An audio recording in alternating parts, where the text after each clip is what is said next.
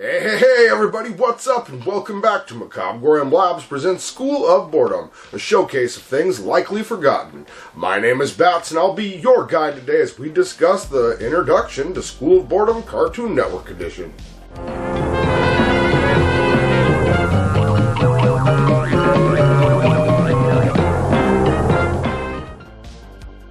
Conceptualized in 1986, Cartoon Network was originally designed to house the nearly 9,000-hour library of animated classics obtained by Ted Turner after he obtained the library of MGM. And of course, this included a ton of animated cartoons, all dated before 1986.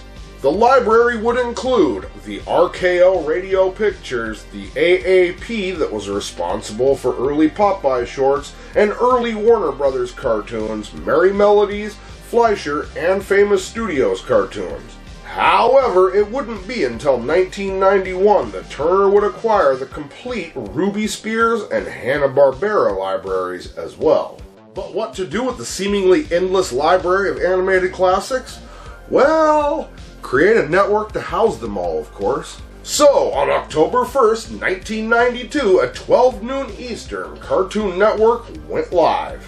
Now, obviously, Cartoon Network was not by far the first animation-centric channel, but it would be the first network to air cartoons 24 hours a day. It would definitely make its mark, and quite prominently so, as this would be the first time that these cartoons would be aired in years, let alone on a dedicated network. Cartoon Network would accomplish this by creating programming blocks centered around specific sets of these animated series.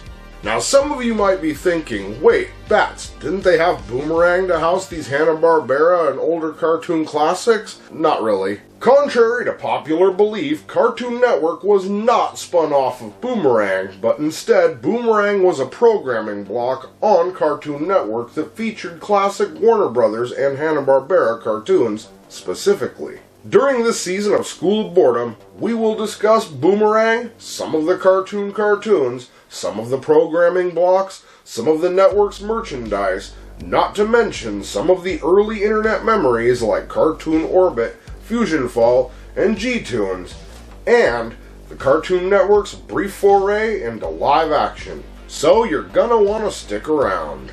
Are you serious? Yes! It's also worth noting that during its launch, Cartoon Network was only available on the West Coast either in LA or via satellite.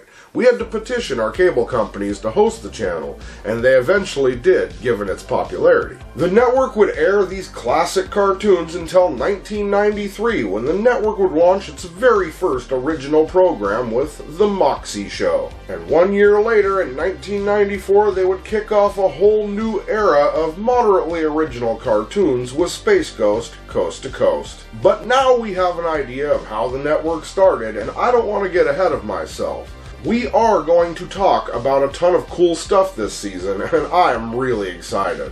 I remember when I was a kid and Cartoon Network launched. I used to go with my grandpa every school break or summer in the RV, and he had satellite. Finally, I talked him into getting the channel, and lo and behold, we could never tune it in. But in the long run, Cartoon Network was a staple of my childhood, and I absolutely loved it from day one. But now you know what I think? I've just gotta ask. Were you a fan of Cartoon Network? Are you looking forward to this season of School of Boredom? What was your favorite Cartoon Network show or character? Have any comments or other favorite memories or stories? Did I forget to include something? Maybe you have a suggestion for a future video, or just want to drop in and say hi. Either way, I look forward to hearing from you. And with that, unfortunately, that's pretty much the end of the introduction to School of Boredom Cartoon Network Edition. I'm your host, Bats, and I really hope you'll join me this season as we have a lot of really cool stuff to talk about and some pretty cool memories to unfold. Be sure to check back next time because you never know what we have in store. And as usual, think for yourselves, be excellent to each other, and as usual, keep it creepy. See you in the next one. Hey, thanks for checking out our video. If you enjoyed this one and would like to see more of our weird, creepy, odd, eccentric, or strange content as soon as it comes out, please feel free to click like, subscribe, and turn on notifications for more. We'll see you later. Keep it creepy.